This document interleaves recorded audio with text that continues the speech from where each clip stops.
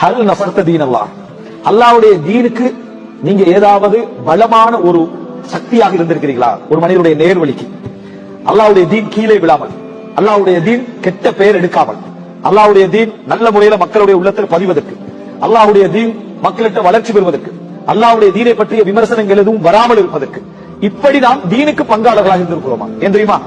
எல்லா அமல்களை விட இது உச்சகட்டமான அமல். எல்லா அமல்களை விட இது உச்சகட்டமான அமல். அதனால்தான் போர்க்களத்தில் ஒரு மனிதர் கொல்லப்படுகிற நேரத்தில், அல்லாஹ்வுடைய பாதையில் உயிர் தியாகம் செய்கிற நேரத்தில் அவருக்கு எல்லா பாவங்களும் மன்னிக்கப்படுது. அவருக்கு எல்லா பாவங்களும் மன்னிக்கப்படுது. அவர் என்ன செஞ்சாரு? நுஸ்ரத்துத்தீன். அந்த இடத்துல தொழுகை, நோன்பு, ஜக்காத்து, ஹஜ் என்றதல்ல, அது வணக்க வழிபாடுகள். இங்க அவர் செஞ்சது தீனுக்கான என்ன? உதவி. அவருடைய எல்லா பாவங்களும் என்ன செய்கிறது? மன்னிக்கப்படுவதை பார்க்கிறோம். அப்ப நாங்க அல்லாஹ்வுடைய தீனுக்கான உதவிகள் என்ன செய்வோம்? வழிகாட்டி இருக்கிறோமா? யாருக்காவது நல்ல வார்த்தைகளை நம்ம சொல்லி இருக்கிறோமா?